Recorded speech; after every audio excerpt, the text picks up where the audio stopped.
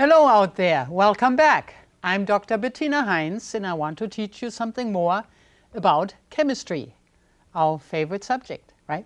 Now, today we will talk about the mole concept to be exact, because it's such an important unit in chemistry. So the mole as a chemical quantity will be discussed today, and the mole as an SI unit. Remember, it was part of the SI unit of measurements, of units, and it was the 7th unit, so it is extremely important. Very closely related to the mole is the Avogadro number, Na, or sometimes also called NO, O standing for standard conditions, and the Loschmidt number, which is small o, a number that you probably haven't heard about much yet, and the molar mass, which is grams over mole, or how much molar quantities weigh in reference to the mass unit grams. Then the Na, or the Avogadro number, as an experimentally determined number or universal constant, and conversions having to do with mole mass ratios with a special relevance to the chemical equation. Now, the mole concept is extremely important for the science of chemistry, as I already pointed out. It is practically the most important unit in chemistry, and as we just pointed out as well, it is one of the 7 units of the SI system, the Système International, and without the mole, chemistry would be half as important, so to speak, because the mole is so important for calculations based on chemical equations. Now, a mole represents a specific macroscopic quantity of particles,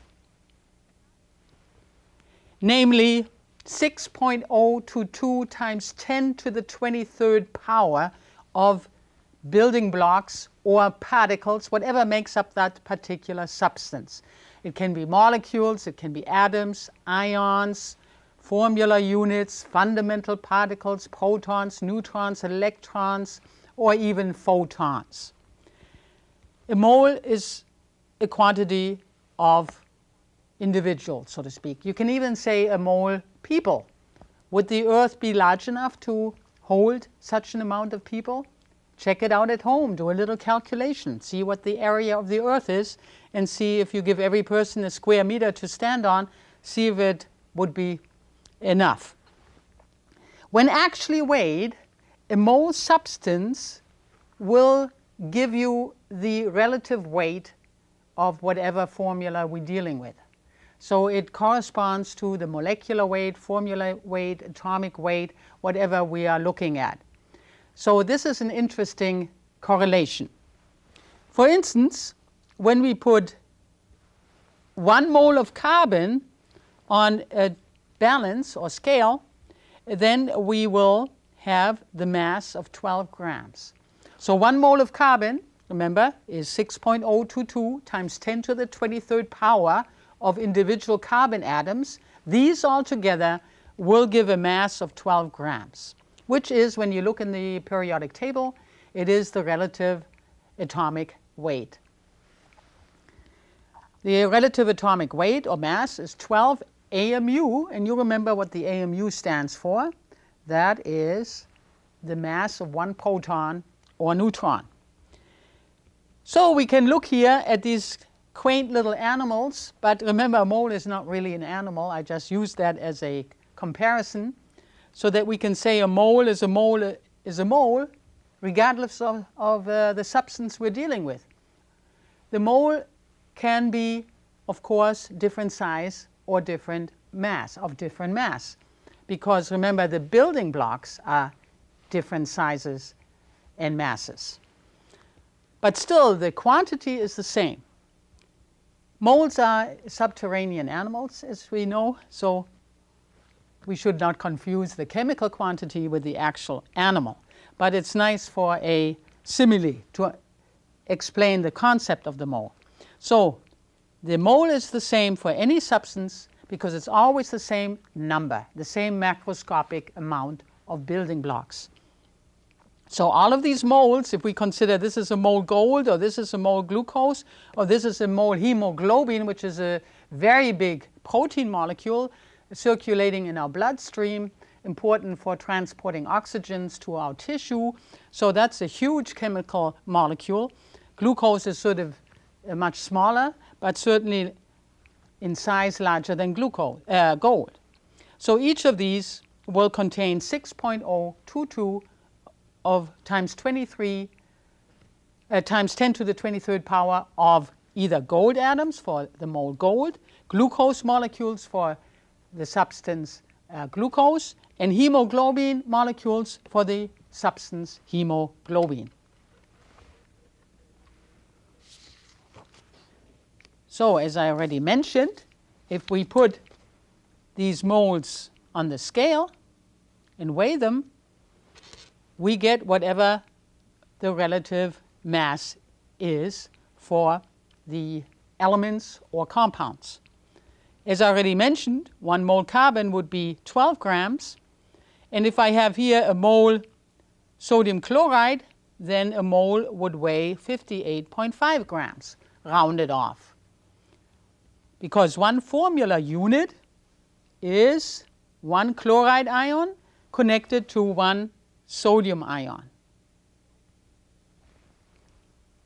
And gold is a pretty heavy metal. 1 mole would weigh 197 grams. The actual mass of 1 gold atom is also 197, but not grams. Remember, it is AMU. And the AMU is also very important as a unit. It's called the atomic mass unit. And you remember that it was derived from the carbon-12 isotope atom. So the actual mass of the carbon-12 isotope atom divided by 12 would give us the mass of 1 nucleon, proton, or neutron. So that was 1.67 times 10 to the negative 24 grams times the coefficient 12. And then we get the number 2.0 times 10 to the negative 23 grams. And if we multiply this by the molar quantity or the Avogadro number, then we get 12 grams back again. So you see this little circle of computations shows us how everything is related. So the Avogadro number times the actual mass of whatever particle we're dealing with gives us the relative mass. So as I have already mentioned, the Avogadro number, which was named in honor of Avogadro, who studied the volumes of gases and noticed that the equal volumes of gases have the same number of particles when measured at standard or the same conditions. Today we usually use standard conditions as a reference or standard, which is 0 degrees centigrade and 1 atmosphere pressure.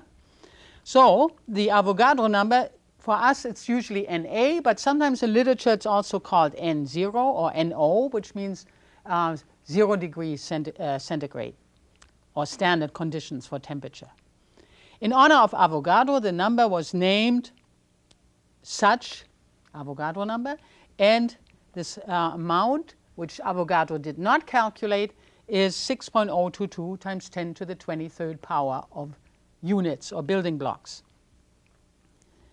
So the first person who really calculated the number was a fellow named Loschmidt, Joseph Loschmidt.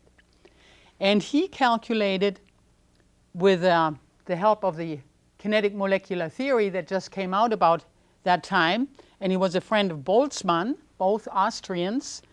And he calculated the volume of 1 air molecule. And with that volume, he could calculate how many particles are in 1 cubic centimeter, which is the same as a milliliter, if you remember, of air. And he came up with the number 2.6 times 10 to the 19 molecules per cubic centimeter. In those days, molecules and atoms were used sort of interchangeably, or were practically considered to be the same. So we have to be careful a little bit here. Molecules doesn't always mean molecules, can also mean atoms. So that is the number. The most exact number today calculated for this amount is 2.686775 times 10 to the 19th power. So we have much more significant figures. Now the number n0 can be converted to the Avogadro number when we do this simple calculation. We have 2.6 times 10 to the 19th number of molecules per milliliter per cubic centimeter. There are 1,000 milliliters in 1 liter, and the molar volume, as we know from the gas laws, its STP, is 22.4 liters per mole. So if we calculate this, we do get 5.824 times 10 to the 23 molecules per mole. So we can round that off to about 6 times 10 to the 23rd power. And that is very close to the actual Avogadro number. So Loschmidt deserves credit for the actual calculation of the Avogadro number. And here we have a picture of Loschmidt, and you can see that he, by the cubic centimeter number of particles, which can be extrapolated to the actual Avogadro number as we know today, he was instrumental in determining this important quantity.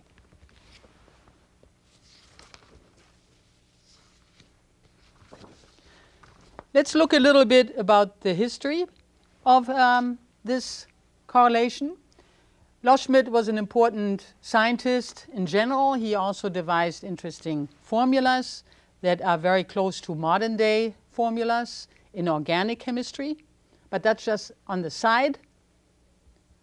And here is a picture of his original publication, which was 1865, where he discusses his calculations based on the cubic centimeter of air. Now, the person who proposed to call this number the Avogadro number was Jean-Baptiste Perrin, who said the invariable number n is a universal constant which may be appropriately designated the Avogadro constant. This he postulated in 1909, and it's stuck around ever since. Perrin received the Nobel Prize in 1926. He studied a lot the Brownian motion of particles, and I must point out that the concept of molecules wasn't always accepted. So it was still disputed up to the 1930s about. And here is a little overview of the history, which is always interesting and important to really understand the concepts of chemistry, how things developed. As I already mentioned, Avogadro did not calculate the Avogadro number that is named in his honor, but he pointed out something very important, that equal volumes of gases have the same number of molecules. So equal volumes of hydrogen, oxygen, or carbon dioxide, for instance, have the same number of particles. And with this, Stanislao Cannizzaro, also an Italian like Avogadro.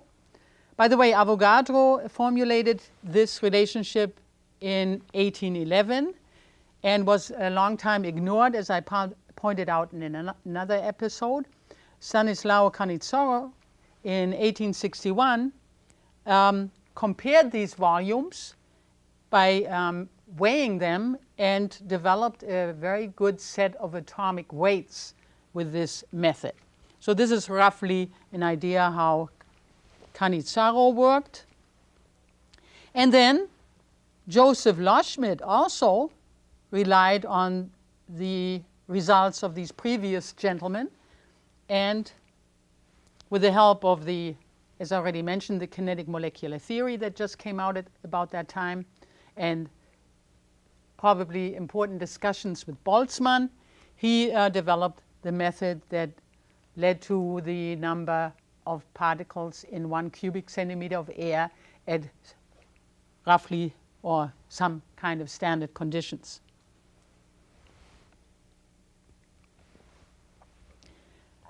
Now, the Avogadro number is a universal constant and needs to be measured. So it has to be experimentally determined. We already know how Loschmidt did it, and he got about 6.10 to the 23rd.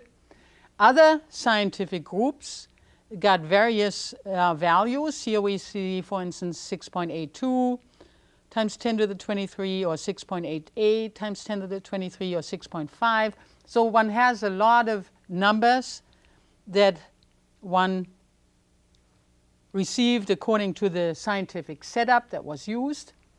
A very modern method is to use X-ray diffraction of metals or salts. For instance, one that uses titanium atoms. When we have an X-ray diffraction setup using an X-ray tube, a slit, and the target crystal, and a screen or photographic plate that registers the diffraction pattern that is produced when the X-rays pass through the crystal, being here and there refracted, deflected, so that the waves will annihilate each other or compound each other. We get a diffraction pattern. So here we see it in a little enlarged view. The X-ray wavelength is sort of the same as the interatomic distances of matter. So that's why X-rays are so good to use. And by certain calculation, that means the idea was actually to get the side length of a unit crystal, and that can be done by X-ray crystallography. So the Na was determined by the following information. For instance, one found out that 2 titanium atoms make up a unit cell. And a unit cell happens to be, according to the measurements, the side length of a unit cell, 3.306 times 10 to the negative 8 centimeters. This has to be cubed because we need the volume, and then when the number or the coefficient is cubed and the unit is cubed, then we get cubic centimeters. And the molar mass of titanium is 47.88, and 1 cubic centimeter, or the density of titanium, is 4.418 grams. So when the old units are cancelled, cross-cancelled, then we end up with 6.02 times 10 to the 23rd power of titanium atoms per mole titanium. So the Avogadro number pops up again.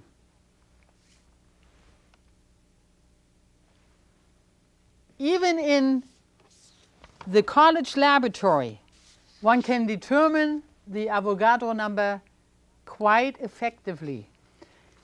Here we have a very nice experiment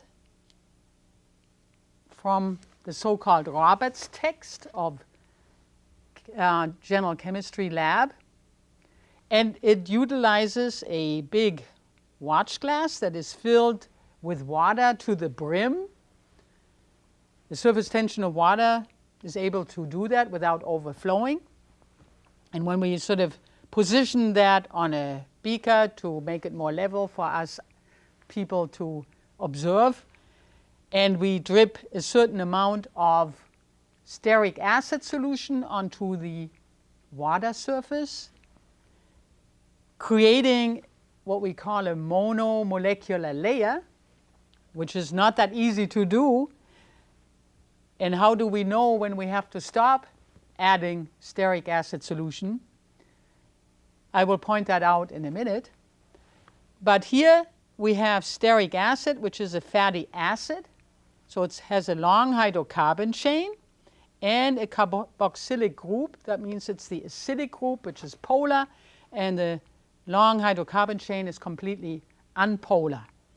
Here we have a little enlargement of the actual space filling model of the molecule.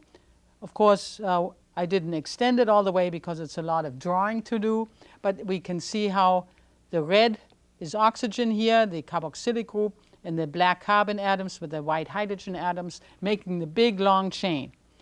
Since it's such a long molecule to write, and it has 18 carbons, by the way, we have often a symbol, a small symbol, that looks sort of like a pin with a head on it, which represents or symbolizes an amphiphilic molecule or a surfactant molecule.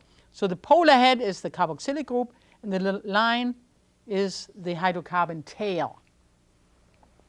So, true to their character as being a surfactant molecule, the polar heads will be dipping into the water, and the nonpolar tails are practically sticking out vertically from the water surface, as we see here.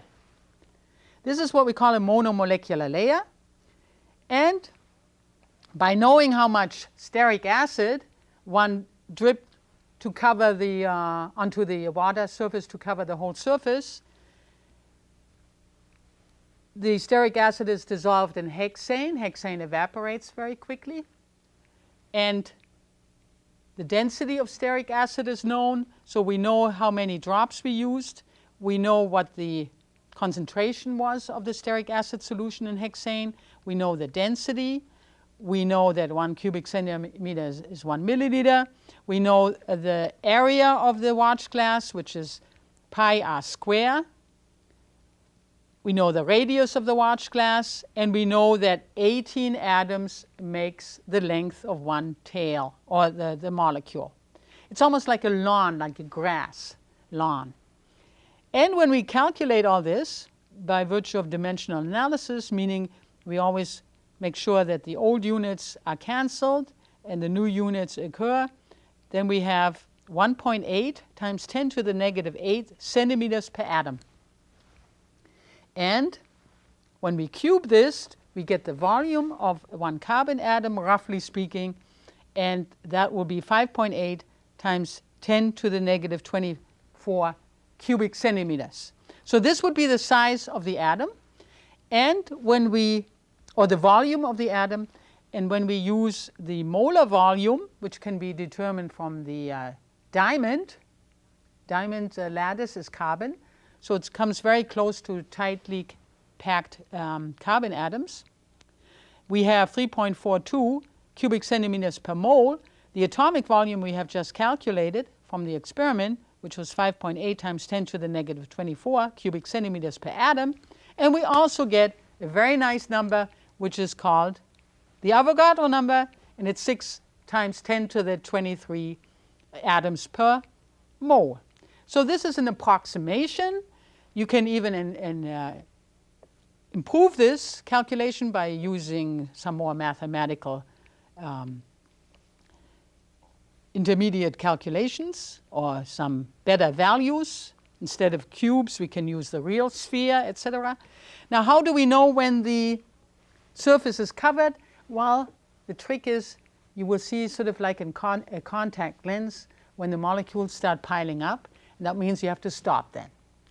When that sort of little bulge or grease spot remains too long, then we are ready to stop the experiment.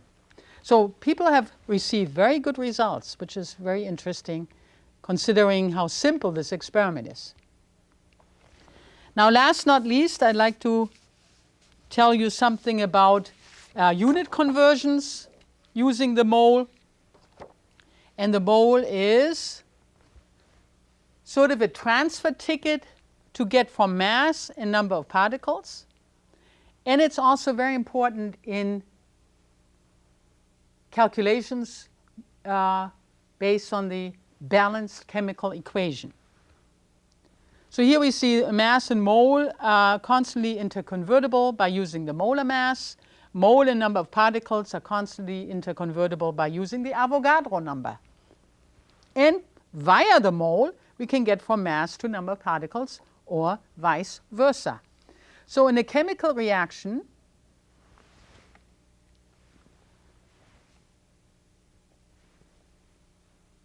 we have the reactants on the left side and the products on the right side. Little a, little b, little c, and d would mean the coefficients. Once the equation is balanced, according to the conservation law of mass, the coefficients can be directly related to the number of particles. It could be 1, or whatever number they stand for, or the number times the mole quantity. So the coefficients also mean the molar ratios. So in this equation, the molar ratio would be A to B gives C to D. The coefficients directly stand for the moles as well. So let's say I have a certain amount of A, and I want to find out how much C can I get out of this reaction. Then I need the molar mass of A, the molar ratio of A and C, the molar mass of C, and I can calculate the grams C. And I've shown here some buses and public transportation devices. That means in order to get from one bus to another, you always have to go through the trolley system, meaning the molar ratio. So if I want to find out what I get from bus 1, then I have to use my transfer ticket, which is the molar ratio, to get to the other mass. I can't go mass to mass. I always have to go via the mole. So you see, the mole is the connecting unit. And we will learn later on when we study reactions how important the mole really is.